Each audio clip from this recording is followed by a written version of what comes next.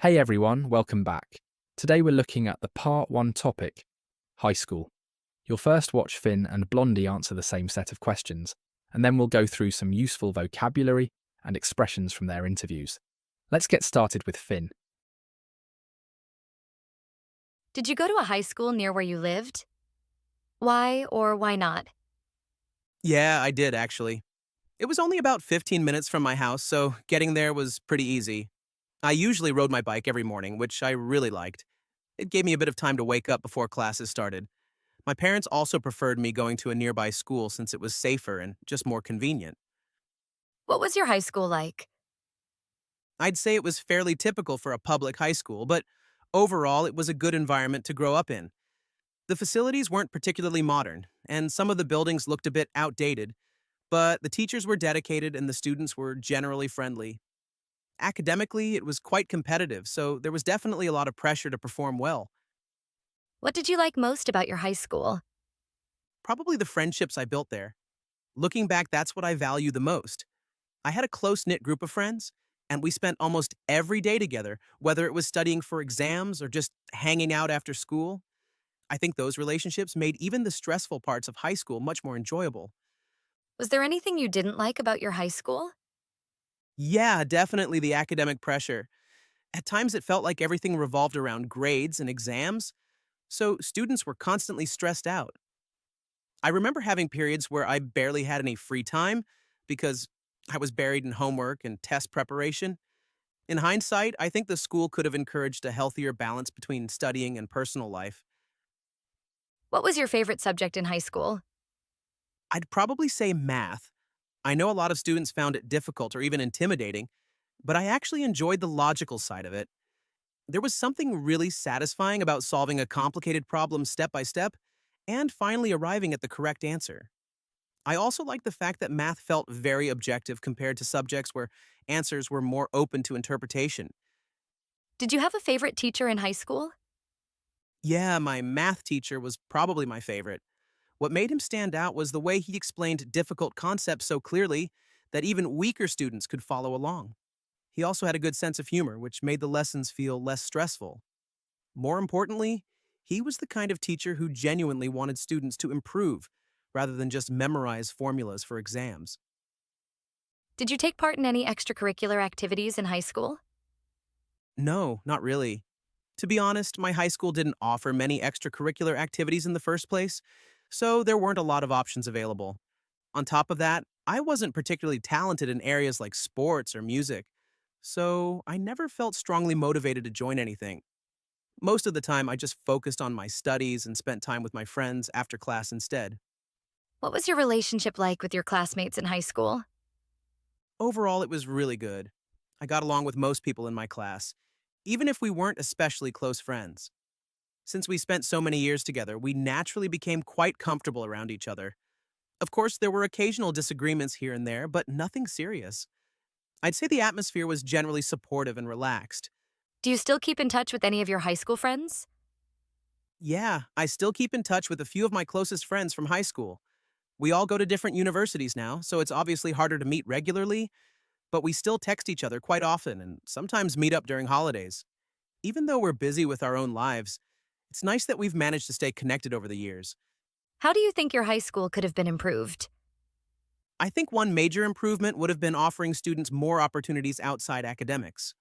For example, the school could have introduced more clubs, workshops, or creative activities so students with different interests had a chance to develop their skills.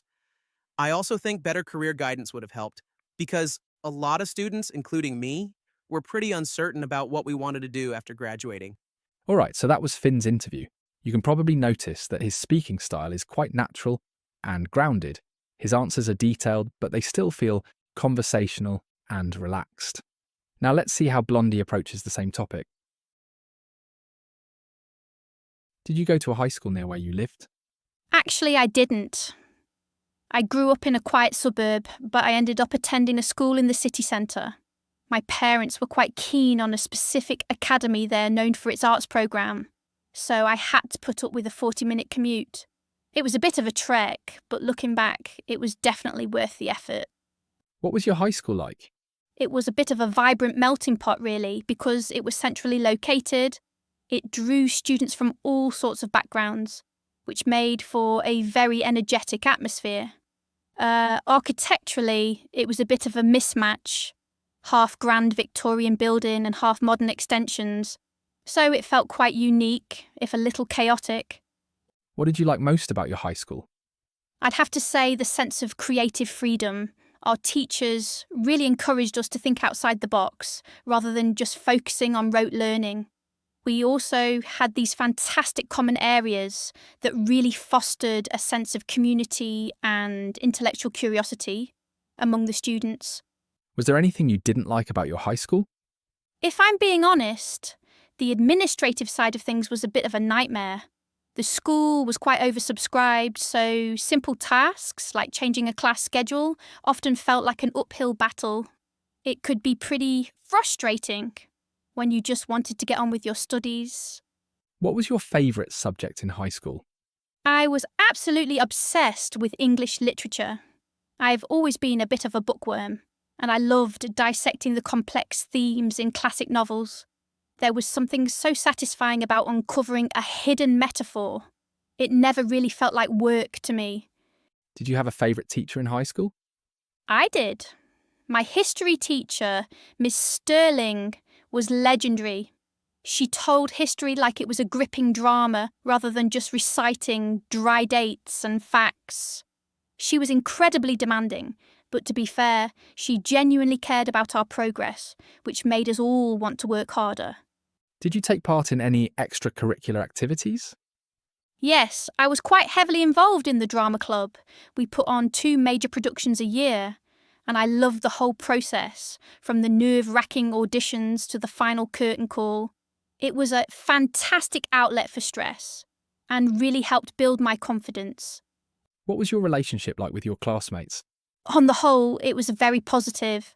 My year group was quite tight-knit, and there wasn't much clique culture, which I know can be an issue. We all generally looked out for one another, especially during the high-pressure exam seasons. Do you still keep in touch with any of your high school friends? Absolutely. I have a core group of 4 girlfriends from high school, and we're still inseparable. Even though we've gone off to different universities and started various career paths, we make a point of meeting up at least once a month. They're the people who knew me before I really knew myself. So those bonds are incredibly resilient. How do you think your high school could have been improved? I think it could have benefited from a greater focus on practical life skills. While we were well prepared academically, things like financial literacy were somewhat overlooked. A few seminars on how to navigate the professional world would have been incredibly beneficial before we hit adulthood. All right, so those were the 2 interviews. What's interesting is that Finn and Blondie have completely different personalities and speaking styles, but both of them sound fluent, natural, and comfortable when answering the questions. Now let's take a closer look at some useful vocabulary and expressions they use throughout the interviews. Close-knit. Finn mentioned having a close-knit group of friends. That's a really natural way to describe people who are emotionally close and spend a lot of time together. For example, we were a pretty close-knit class, so everyone knew each other well. Buried in homework. This expression is great for describing periods when you have way too much work to do. Instead of just saying, I had a lot of homework, you could say, I was completely buried in homework before exams. It sounds much more natural and expressive. Think outside the box. Blondie used the phrase, think outside the box, which basically means thinking creatively or approaching something differently. You'll hear native speakers use this expression all the time in school or work-related conversations. For example, my teacher always encouraged us to think outside the box.